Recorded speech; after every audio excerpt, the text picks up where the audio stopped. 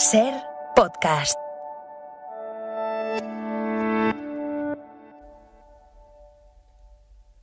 Hola, soy Bruno Alemán y estás escuchando Play Fútbol, el podcast de fútbol internacional en el que, ya lo sabes, nos gusta hablar del juego. En el episodio de esta semana se viene Martí Perarnau a visitarnos, a hablarnos de su libro sobre la evolución táctica y sobre esa figura del falso 9. ¿Qué es exactamente un falso 9? ¿Se cansó demasiado pronto Leo Messi de ser falso 9? ¿Hacia dónde va el fútbol en el plano táctico? Responde a todo eso y a mucho más Martí Perarnau.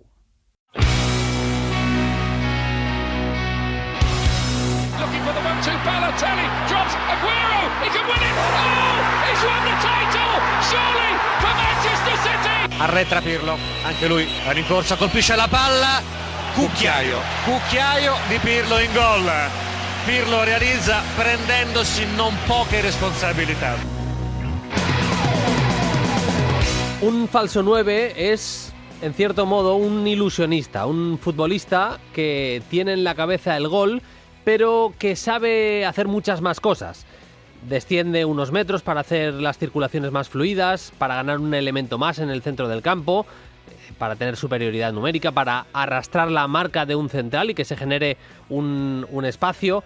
También caen a las bandas para generar superioridades fuera, pero siempre con ese objetivo de crear peligro a través de una posición y un funcionamiento inhabitual para lo que vendría a ser un 9 al uso, un 9 histórico, un 9 de toda la vida.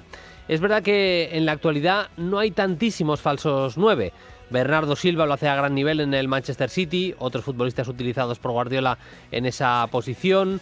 Ocasionalmente Havertz lo puede hacer en el Chelsea. Hemos visto a Dani Olmo hacerlo a buen nivel con Luis Enrique como entrenador en la selección española. Firmino en el Liverpool, Kramaric en el Hoffenheim, a mí me gusta mucho también. Pero el arte del falso 9 ha influido en la tipología del delantero centro de la actualidad. Futbolistas que son 9s, claramente el perfil de un 9, como Lewandowski, como Kane o como Lukaku, no se ciñen tan solo a ese trabajo de un killer del área. Bajan a recibir, se asocian, caen a las bandas a generar superioridades. Seguramente tuvo que ver el impacto de Messi jugando de falso 9 en el Barça de Guardiola, que es verdad que no creó una pandemia de falsos 9s, pero sí que ha modelado el perfil medio del delantero centro y ha aplicado o ha ampliado las funciones y tareas que habían tenido históricamente los killers. Hoy vamos a hablar de cómo ha cambiado el fútbol esta semana en Play Fútbol a través de la voz de Martí Perarnau, los ilusionistas.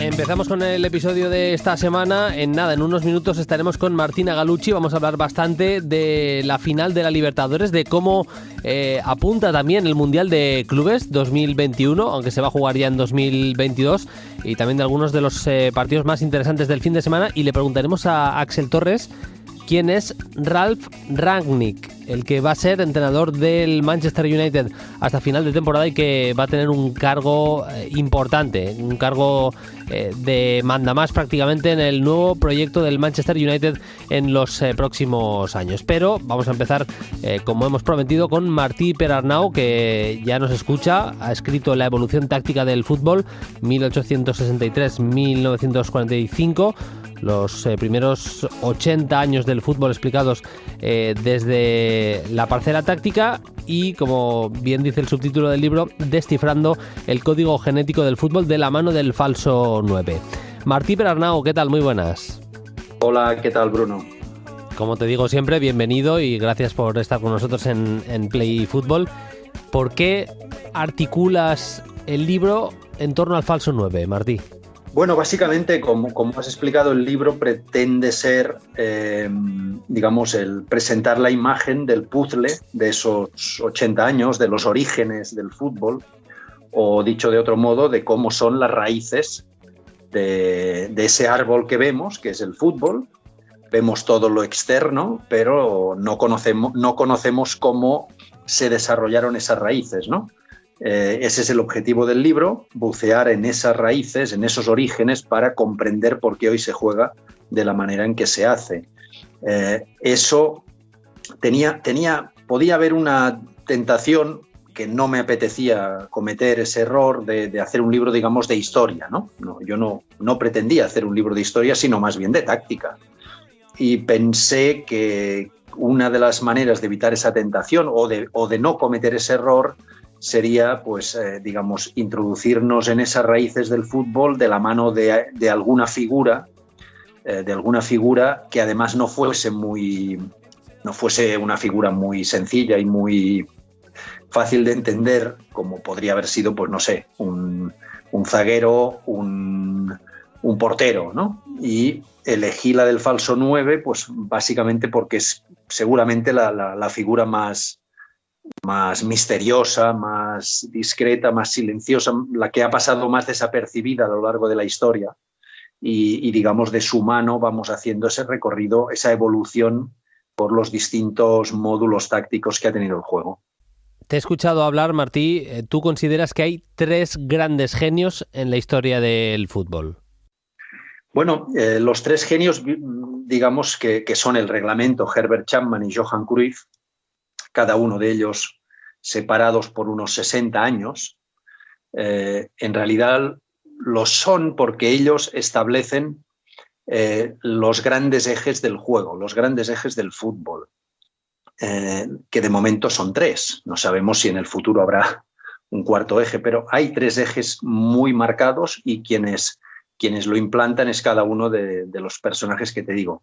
El reglamento, o mejor dicho, quienes hicieron el reglamento de 1863 en aquella famosa taberna de Londres, que establece que las porterías son el primer gran eje del juego, porque gana el partido quien marca más goles que el adversario, y por lo tanto el reglamento está indicando que hay un eje de juego vertical de portería a portería, que es el modo en que se juega el fútbol desde el origen hasta 1925. Todo el juego, pues, se desarrollaba por carriles, en fin, por el eje vertical, portería a portería. En 1925, a raíz del cambio de la regla del fuera de juego, aparece el segundo gran eje en el que se desarrollará el fútbol a lo largo de las siguientes décadas, y quien lo introduce es Herbert Chapman, que fue un gran genio del fútbol, un gran manager, el primer gran manager, un gran entrenador, que implantó muchas cosas, al que se conoce sobre todo por haber implantado la WM, cuando en realidad ni siquiera fue idea suya, sino que fue idea de uno de sus jugadores, pero que él, a lo largo del desarrollo de su modelo de juego, descubre los espacios. Él descubre que atrayendo al rival hacia la portería propia, quedaban y se generaban unos espacios libres que él podía aprovechar, por ejemplo, colocando los extremos a pierna cambiada. Y ese es el segundo gran eje. Tenemos porterías, tenemos los espacios, y 60 años más tarde Johan Cruyff dice que el centro de su universo, y por lo tanto el eje a través del cual hay que jugar a fútbol, es el balón.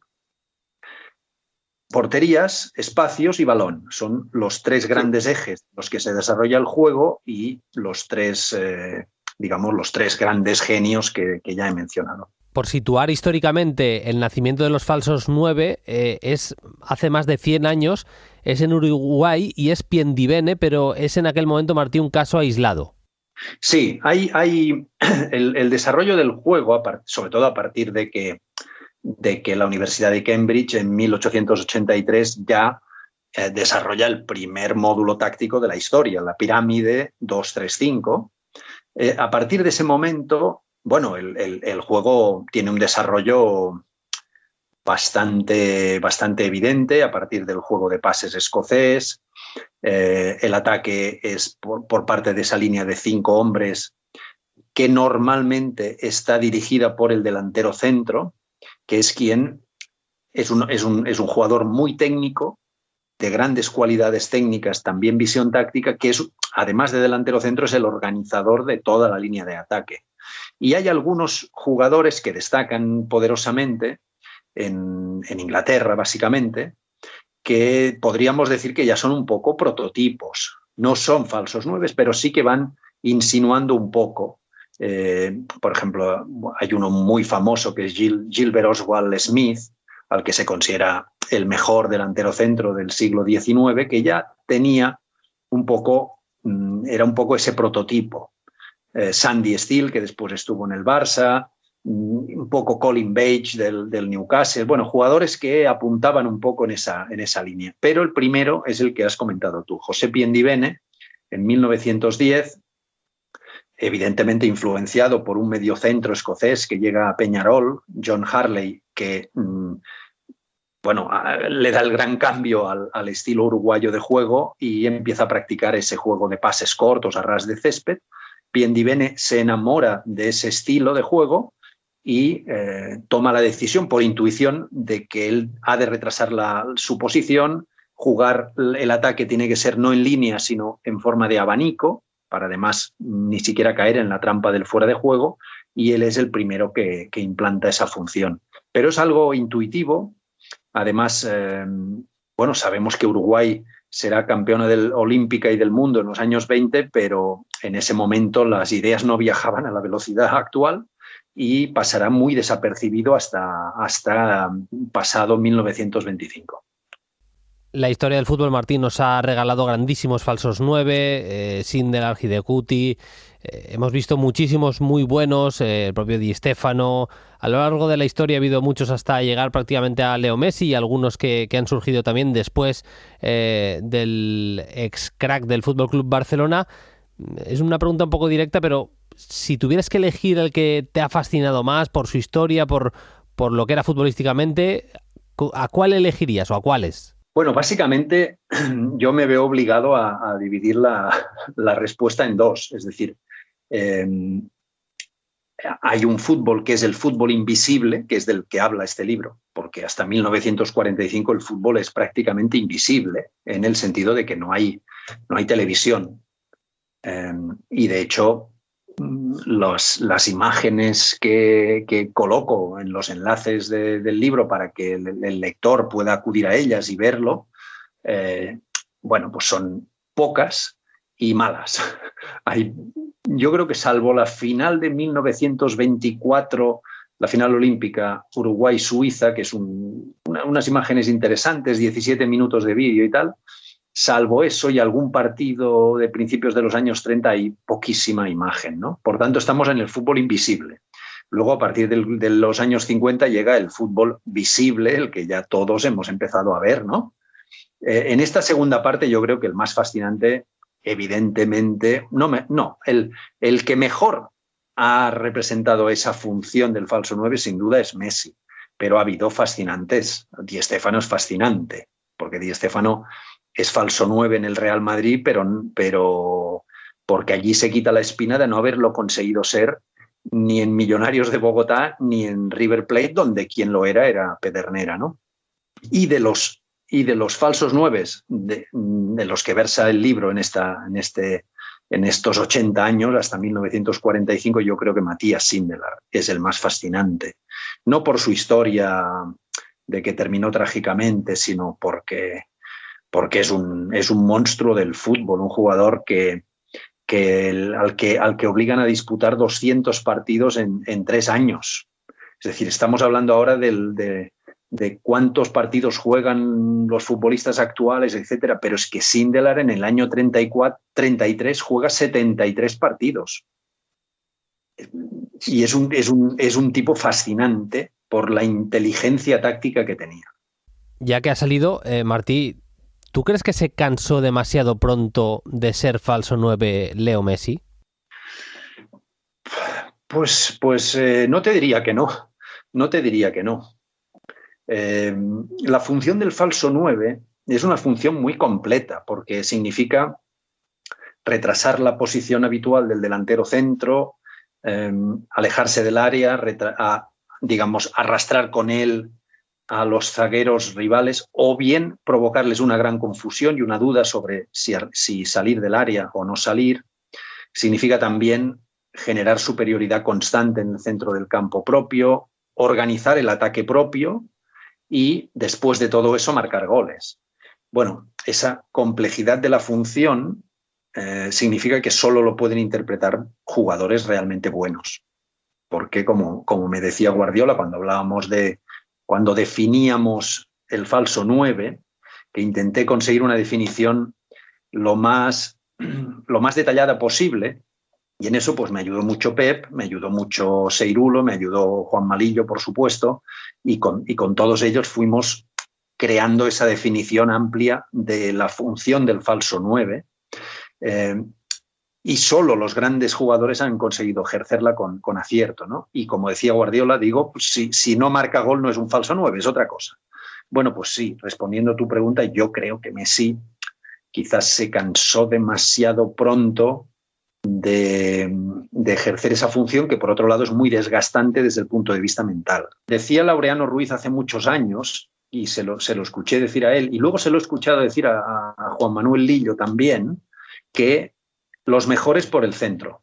Y digamos que eso cuadraría bastante con tu apreciación. Tú has trabajado muchos años viviendo de cerca lo que hacía Pep Guardiola, has escrito libros sobre él. Mira que el Manchester City es un club con dinero, que invierte en fichajes. Cada verano lo hacen, han gastado mucho dinero en defensas, pero Guardiola sigue jugando, Martí, con falso 9.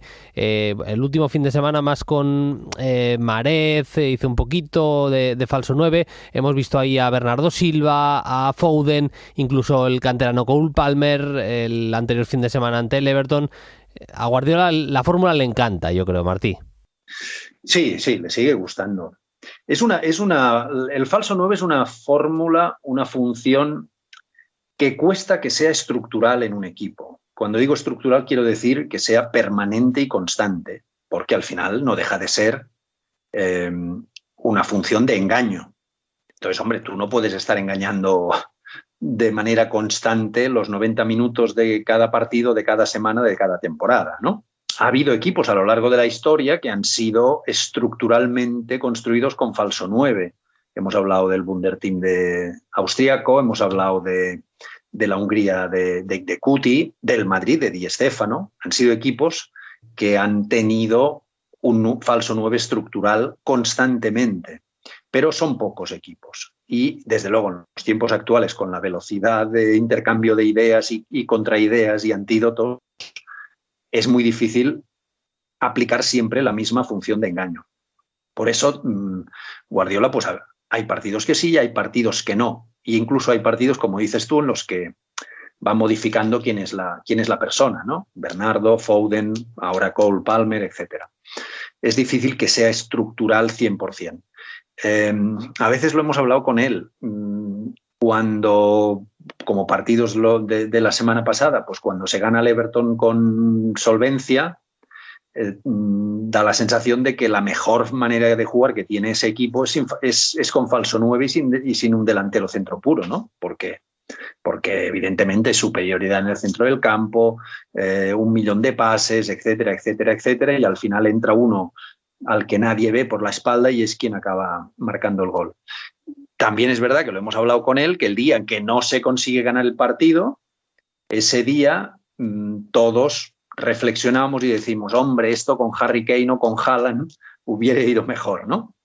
Y el propio Pep también piensa lo mismo, pero bueno, al final, oye, Harry Kane no lo pudo fichar y bueno, pues tampoco puedes quedarte con la melancolía de que no lo pudiste fichar. Lo intentaron y no pudo ser. En el libro me llama la atención la frase "el fútbol son ideas". Te he escuchado también en alguna entrevista previa decir que el fútbol es una batalla de ideas y que a través de esa batalla evoluciona el fútbol. ¿Cómo se lo explicarías a la gente esa teoría, Martí? Bueno, porque digamos el fútbol es un juego muy sencillo y un deporte muy complejo. Y como deporte complejo, el deporte colectivo de mayor complejidad de cuantos existen, es un deporte que necesita ser pensado para poder después ser ejecutado con sencillez y simplicidad. La mayor parte de los gestos técnicos que han inventado los jugadores han sido intuiciones que han tenido sobre el propio césped. Sin embargo, la mayor parte de los módulos tácticos que han creado los entrenadores se han producido en escenarios fuera del terreno de juego, en el aula de la Universidad de Cambridge, en los cafés de Viena, en las trattorias italianas. Allí es donde se ha pensado el fútbol que después se iba a desarrollar sobre el terreno de juego. Se ha pensado desde el punto de vista y la perspectiva táctica, no del gesto técnico que, como digo, es intuición del jugador. Y finalmente, el fútbol es un deporte de acción y reacción constante. Yo te presento un planteamiento, tú reaccionas de un determinado modo, yo analizo tu reacción, a su vez replico, tú analizarás mi réplica, etcétera, etcétera. En esa acción y reacción lo que se pone en juego son ideas que después ejecutan los futbolistas, pero son ideas que se desarrollan sobre el terreno de juego. Por lo tanto, esa es mi tesis, sobre la que tengo pocas variantes y pocas dudas. Son ideologías que se enfrentan sobre el césped. Yo tengo la sensación, Martí, que sigue habiendo grandes portadores de esas banderas que suponen cada una de esas ideas futbolísticas, sean las que sean. Hay algunos grandes portadores y que las llevan esas banderas con orgullo, pero también es cierto que el fútbol en los últimos años está viviendo un proceso de difuminación, si se me permite la expresión, de conceptos futbolísticos o de ideas, ¿no?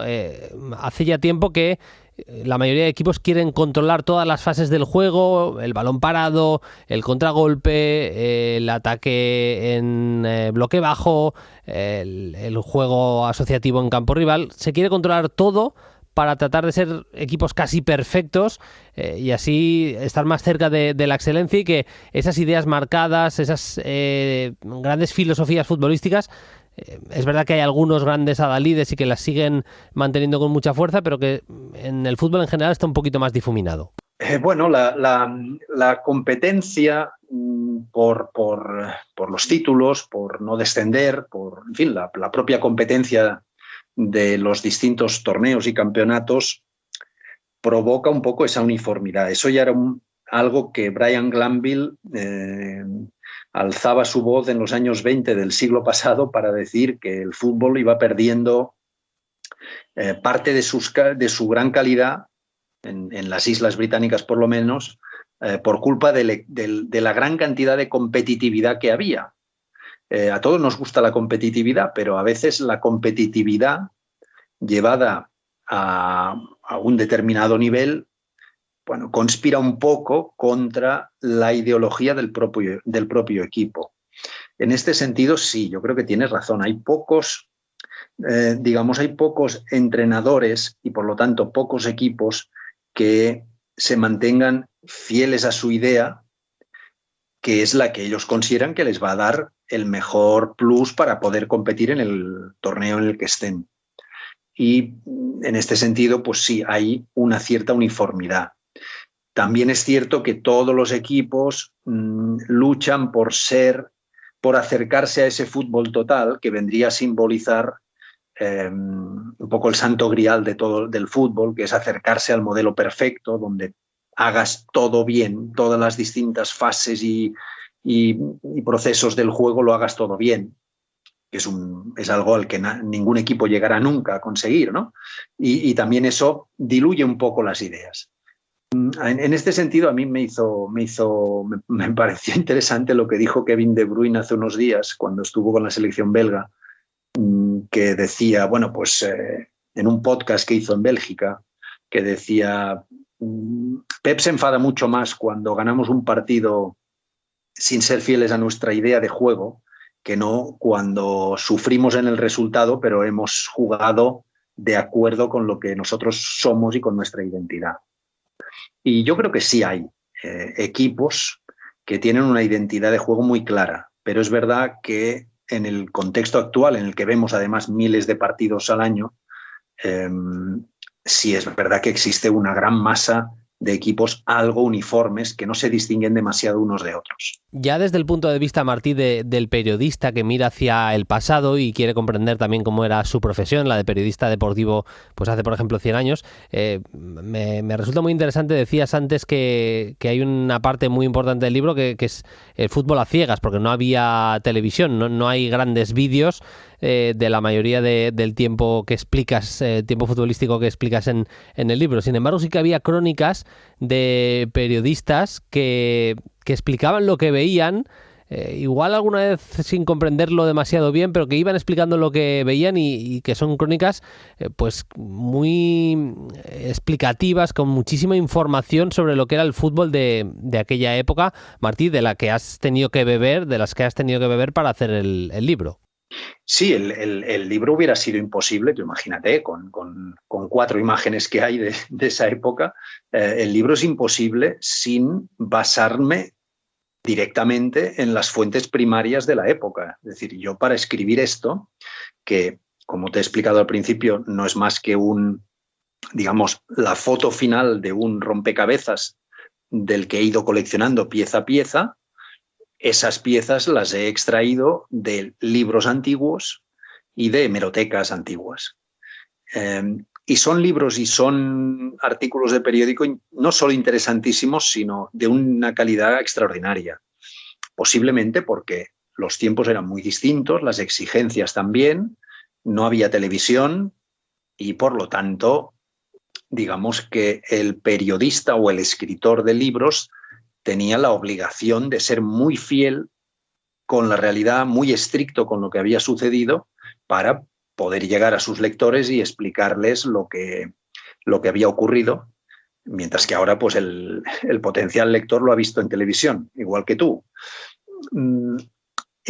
Digamos que ese periodismo y esos escritores antiguos realmente son de un nivel absolutamente extraordinario. Describen lo que ocurría en el juego con un nivel de detalle pasmoso.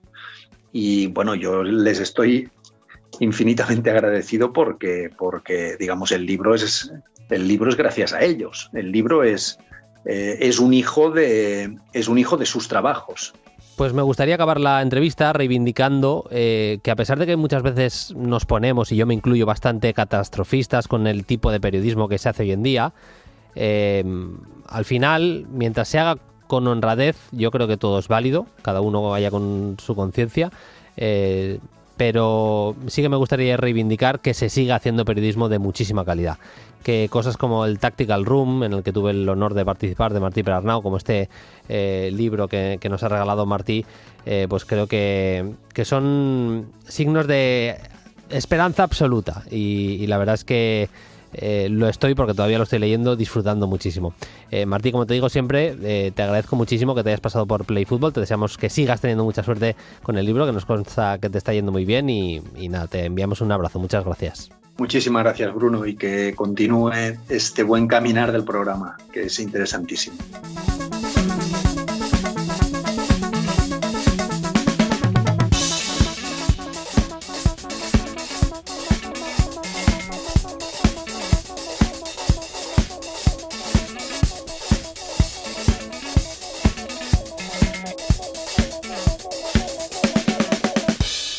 Play Fútbol en cadenaser.com.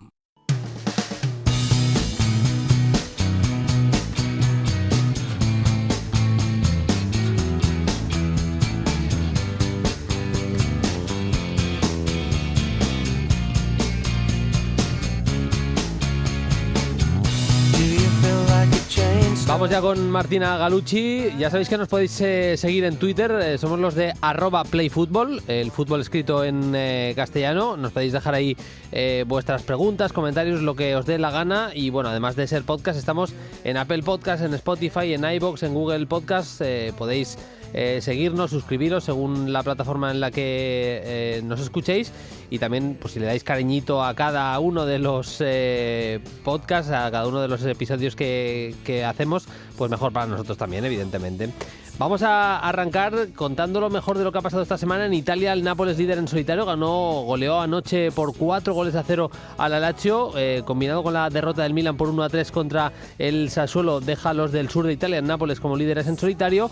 La gran final de la Libertadores fue para Palmeiras, de nuevo. Abel Ferreira, el técnico portugués, se vuelve a llevar otro título. La Liga Argentina es para River Plate. En Alemania volvió Erling Haaland y volvió marcando. Wolfsburgo 1, Borussia Dortmund 3, prácticamente en la segunda o tercera bola que tocaba Haaland en el partido se fue a la cazuela. Y bueno, en la Premier hemos tenido victorias de los tres de arriba. Victorias de 2 de los 3 de arriba, del City y del Liverpool. El City le ganó al West Ham por 2-1, Liverpool 4, Southampton 0. Y un partido un poco extraño porque por ocasiones lo debió ganar el Chelsea. Acabó en tablas, Chelsea 1, Manchester United 1. Y ahora sí, saludo a Martina Galucci, que ya me escucha. Hola Martina, ¿qué tal? Muy buenas. Bueno, ¿cómo estás? ¿Todo bien? Todo muy bien, con muchas ganas de hablar de fútbol. Una semana muy especial porque hemos tenido final de la Libertadores. Vamos a hablar también de lo de Gallardo y de una retirada muy emblemática, podemos decir, en el fútbol femenino. Pero empezando por lo del Mundial de Clubes, Martina, ya tenemos definido cómo va a ser el formato, cuándo van a ser las fechas, y el equipo que nos faltaba por saber, que era el campeón de Sudamérica. Sí, bueno, otra vez el Palmeiras, ¿no? Que se mete en el Mundial de Clubes. Claro, ganó 2 Libertadores en un año porque por una cuestión de calendario de COVID, la final de la Libertadores 2020 se terminó jugando en enero de este año y bueno, este fin de semana también se coronó. Es el segundo bicampeón después de Boca, que lo consiguió en el 2000 y en el 2001. Y bueno, también, ¿no? Como decía, ya tenemos más o menos los equipos definidos, porque bueno, sabemos, ¿no? que tanto Palmeiras como el Chelsea ya comienzan desde semifinales, así que bueno, en caso de cruzarse sería solo en una final. Bueno, después los equipos de Asia, de Norteamérica y de África parten desde los cuartos. Así que bueno, estamos atentos a ver cómo serán las llaves de este sorteo, que bueno, que va a tener como sede a Emiratos Árabes después de la baja de Japón como anfitrión por las restricciones del COVID y demás. En la gran final, disputada en el Centenario, ganó Palmeiras por 2-1 a Flamengo. Me gustó especialmente de Abel Ferreira. Tengo que decir que es un entrenador que sabe jugar muy bien en eliminatorias, que creo que sabe limitar muy bien a sus rivales. Me da la sensación que sin tener el equipo más talentoso ni el año anterior ni este, ha conseguido llevarse un título con el que prácticamente nadie contaba. Y sobre todo me gustó eso, en una especie de defensa de 5, el partidazo que jugó Gustavo Gómez, y sobre todo cómo cerraron los espacios por dentro a un Flamengo que siempre quiere encontrar por dentro a De Arrascaeta, Everton Ribeiro, con esos pases filtrados de William Arao y compañía, de los centrales también, que son con balón, tanto Rodrigo Cayo como David Luiz son buenísimos. Pues los 4 que había en el centro, en Palmeiras, los pivotes C. Rafael y Danilo, y luego los mediapuntas o los volantes Rafael Veiga y Dudú, de verdad, el trabajo que hicieron para que no jugara entre líneas Flamengo me pareció realmente muy destacado. En victoria para Palmeiras en esa prórroga, con ese gol de Iverson, que acabó culminándose Palmeiras 2, Flamengo 1, jugado en Montevideo. También fue campeón, en este caso de Argentina, River Plate, con un nombre propio, porque se dice puede ser quizá el último título en las últimas semanas de Marcelo Gallardo, Martina, en River Plate. Sí, bueno, el pasado jueves River se consagró campeón de la Liga Argentina, que era justamente el título que le faltaba ganar a Gallardo, y justo en la semana donde, bueno, en el podcast anterior se habló, ¿no?, sobre la salida del maestro Tavares en la selección de Uruguay. Y bueno, uno de los nombres que resuena justamente en uno de nuestros países vecinos es el de Gallardo. A ver, ¿qué podemos decir sobre su estadía en River, no? Como decía, acaba de ganar el título que le faltaba, tiene 2 Supercopas de Argentina, 3 Copa Argentina, que es como otro torneo bastante interesante acá en Argentina, la Copa Surugabán, 2 Libertadores, que bueno, una ustedes la tienen bien de cerca porque fue aquella que se jugó en Madrid justamente contra Boca, Sí. 3 recopas sudamericanas, una sudamericana, o sea, tiene un palmarés bastante extenso, pero que también el hecho de estar a cargo de una selección es, digamos, otra cosa, no es lo mismo que bueno, un equipo a nivel de clubes. Es cierto que faltan solamente 4 partidos, que quizás hablo de las eliminatorias sudamericanas, ¿no? En ese sentido, es como que, bueno, quizás con esos 4 partidos ya puede estar metido en el Mundial en caso de agarrar a la selección, pero sigue siendo otro desafío bastante importante porque, bueno, también no podría quedarse afuera, o sea, está tanto en la cuerda floja para estar adentro o afuera, y bueno, también el periodo de adaptación sería muy corto de cara al Mundial, pensándolo positivamente, que bueno, también Gallardo tiene una relación con Uruguay porque fue técnico de Nacional y también jugó allí, Sí. Entonces, bueno, también podría llegar a darse su llegada por eso. Le preguntaron a Gallardo sobre el tema y bueno, dijo que no quería hablar. También hace ya varias semanas también le habían preguntado, ¿no?, sobre la posible llegada a Barcelona y demás, y también hizo, digamos, gambetear esa pregunta. Pero bueno, lo cierto es que su contrato en River termina en diciembre, no está renovado claramente hasta el momento. Así que bueno, vamos a esperar a ver qué es lo que sucede, pero bueno, este River que salió campeón 3 fechas antes de que termine el campeonato argentino, se permite tomarse su relax hasta que termine el año.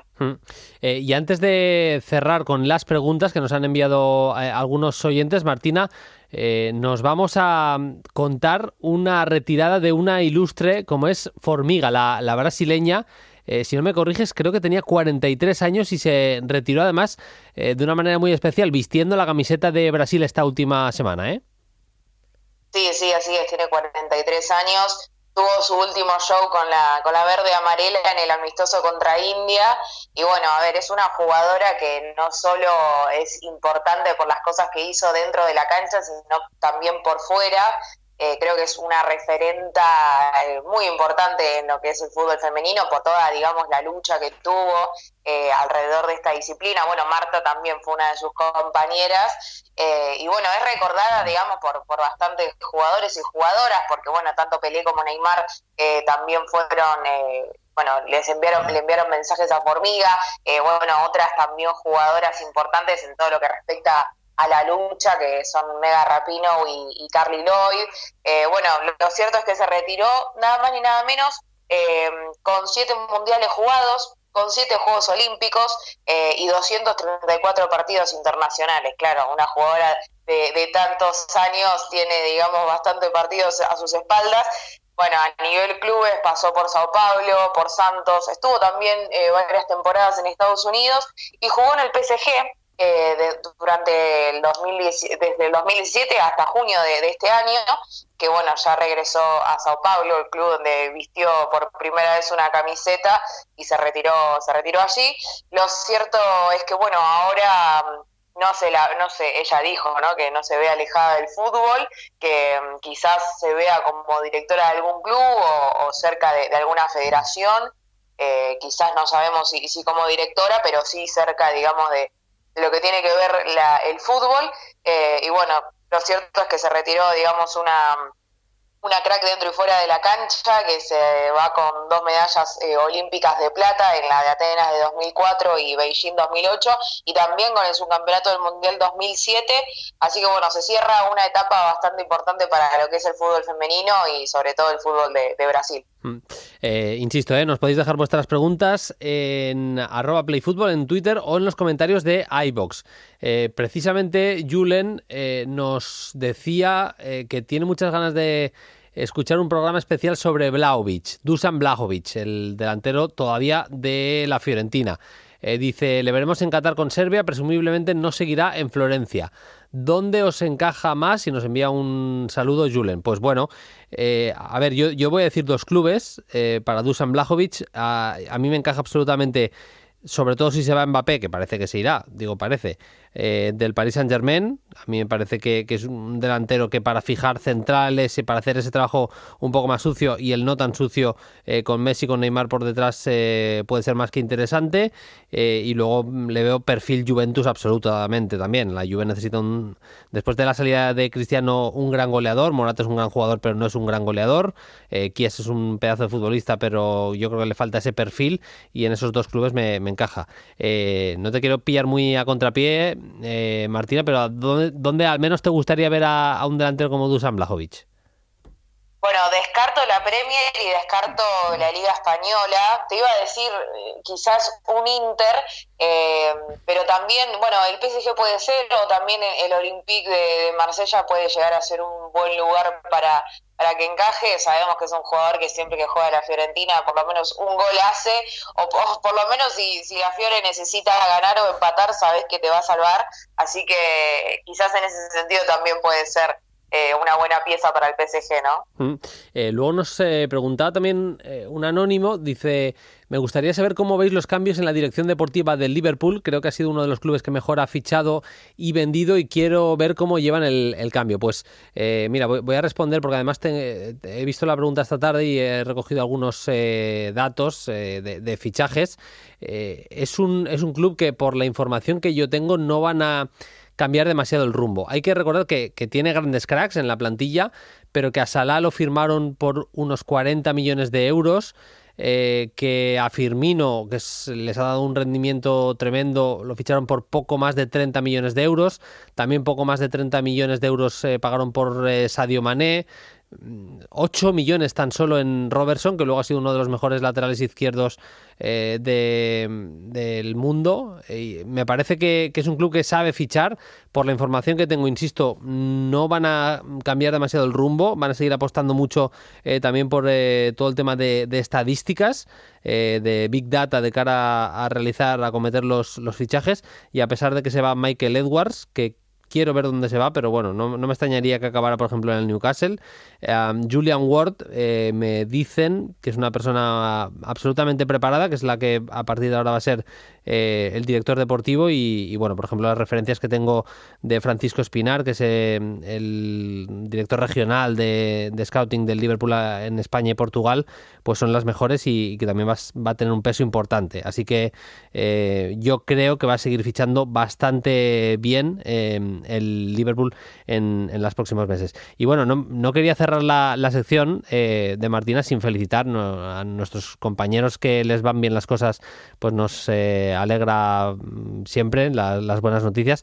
Y Martina, te felicitamos porque, si no me corriges, estás formando parte ya desde hace unos días de la familia de ESPN en Argentina, ¿verdad? Sí, Bruno, así es.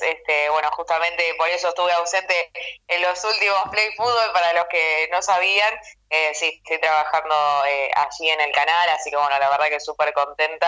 Y bueno, acomodando los horarios, porque claramente no pienso abandonar la familia de Play Fútbol, eso quiero que lo sepan, ¿eh? Bueno, es para nosotros la verdad es que es una gran noticia que la familia crezca, a pesar de que va a ser complicado a nivel de horarios. Vais a poder seguir escuchando a Martina, que es un lujazo hacerlo en Play Fútbol.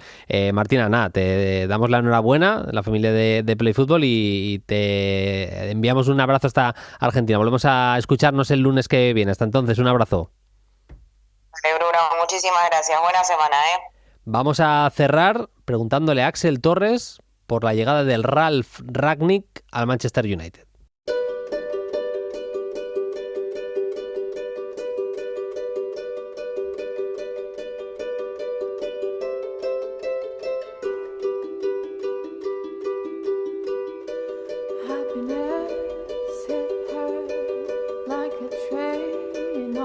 Nosotros nos vamos, hasta aquí el episodio de esta semana. Ya sabéis que estamos cerrando Play Fútbol con un audio, y esta semana nos ha querido enviar su visión de la nueva estrategia deportiva del Manchester United Axel Torres.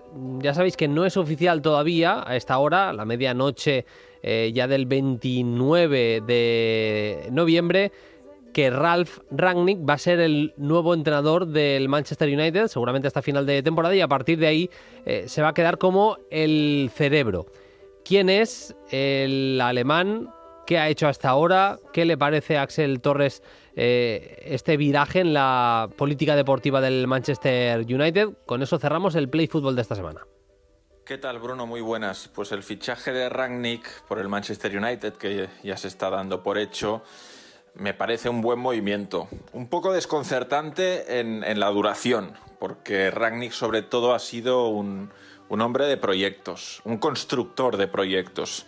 Construyó desde la nada el proyecto Red Bull, especialmente en Leipzig, y construyó desde la nada el Hoffenheim. Esto quizá la gente no lo recuerda tanto, pero Rangnick es el entrenador con el que el Hoffenheim sube varias categorías hasta llegar a Primera División y llegar a liderar la liga alemana en el parón de invierno en su primera temporada en la élite. O sea que realmente lo que se le da bien a Ralf Rangnick es diseñar equipos y trabajar en el largo plazo. De ahí que sea desconcertante lo de que solo esté hasta final de temporada como técnico, pese a que luego esté como consejero, que es lo que parece que ha pactado, ¿no? Yo creo que si él pudiera elegir, y seguramente va a intentar que así sea, intentará prolongar su estancia en el banquillo del Manchester United. Como elección, desde un punto de vista táctico, la mejoría me parece evidente. Solskjaer es un entrenador que no ha tenido nunca un plan muy definido, que sobre todo se ha mantenido tanto tiempo en el cargo debido a su estatus de leyenda del Manchester United y por el cariño de la afición, pero el equipo era difícil de reconocer, difícil de distinguir unos parámetros continuos, difícil de saber exactamente qué tipo de fútbol quería proponer en cada partido. Así que con Rangnick, que es muy metódico, que sobre todo yo creo que el tipo de fútbol que vemos en los equipos de Red Bull ya nos hablan de qué fútbol le gusta a Rangnick, ritmos altos, transiciones veloces, detección de talento precoz, potenciar jugadores captados en mercados pequeños. Todo esto no lo podrá hacer tanto porque en principio no va a ser el manager general, pero seguramente si se le diera poder, por ahí el Manchester United podría crecer. Y por lo tanto yo creo que el rendimiento en Premier League debería mejorar y en Champions puede convertirse en un equipo altamente peligroso en los cruces. Pues es la opinión de Axel Torres sobre Ralf Rangnick, el que va a dirigir el proyecto del Manchester United desde el banquillo esta temporada y parece, digo parece porque eso lo quiero ver yo, desde el puesto de consejero en los próximos meses en el Manchester United. Nosotros nos vamos, volvemos con más Play Fútbol el lunes que viene. Hasta entonces, sed felices, adiós. Run fast for your mother, run fast for your father, run for your children, for your sisters and brothers. Leave all your love and your longing behind. You can't carry it with you if you want to survive. The dog days are over, the dog days are done. Can you hear the voices? 'Cause we are... Suscríbete a Play Fútbol. Todos los episodios y contenidos adicionales en la app de Cadena Ser y en nuestros canales de Apple Podcast, Spotify, iVoox, Google Podcast y YouTube. Disponible los lunes a las 10 de la mañana. Cadena Ser. La radio.